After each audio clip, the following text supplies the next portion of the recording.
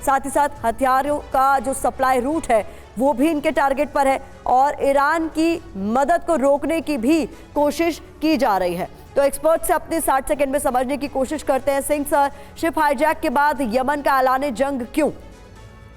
देखिए, मैं शुरू से कहता रहा हूँ कि ये जो हमास का अटैक हुआ था ये हमास की ताकत से बाहर है, हमास की सोच से बाहर है। जो इतनी प्लानिंग करके अटैक हुआ जिसमें एयर, लैंड और सी सारे रूट किए गए थे, फिर बंधक भी पकड़े गए, उसका बॉर्डर के सील जो तोड़ी गई सारी जो है, ये पूरा एक बहुत लंबी प्लानिंग थी। उनका इतने हथियार, इतने रॉकेट सब आए, तो इन सबके पीछे एक बड़े देशों का हाथ था, जिसमें अब सामने आ रहा है धीरे धीरे कि ईरान और यमन एक ऐसे देश हैं जो ये चाहते हैं कि इसराइल के अगेंस्ट ये रहे। उन्होंने हमास का इस्तेमाल किया और अब हमास के अगेंस्ट जब स्ट्राइक शुरू हुई और हमास को तहस नहस करने का बीड़ा उठाया इसराइल ने, तब ये डर के अब दो और हूथी और हिजबुल्लाह को लेकर आए हैं।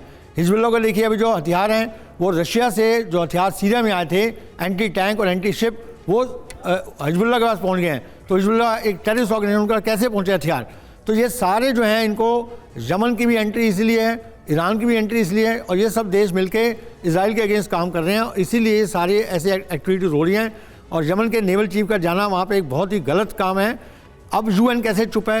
यमन जो गलत काम कर रहा है, यूएन क्यों नहीं बोलता इस बात पे? इजराइल को सब नसीहत देते हैं।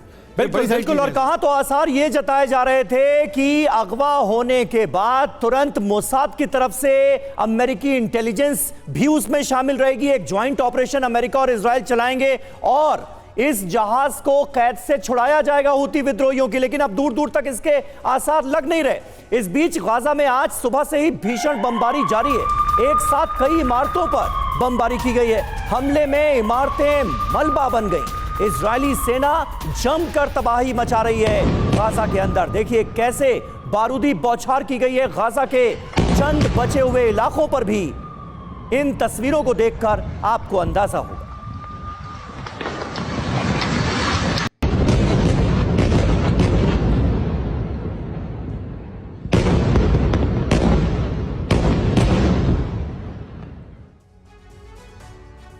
और एक और बड़ी खबर, गाजा में नहीं थमा इजरायली सेना का कहर। गाजा के कई शहरों में भीषण बमबारी की जा रही है। अब भी कई शहर ऐसे हैं जो दहल रहे हैं। लगातार बमबारी की आवाज़ भी सुनाई दे रही है और कई जगहों पर धुएं का गुबार उठता हुआ दिखाई दे रहा है। ये जो तस्वीरें आप देख रहे हैं, गाजा का आसमान अब भी पूरी तरह से पटा हुआ है इस तरह के काले धुएं के गुबार से।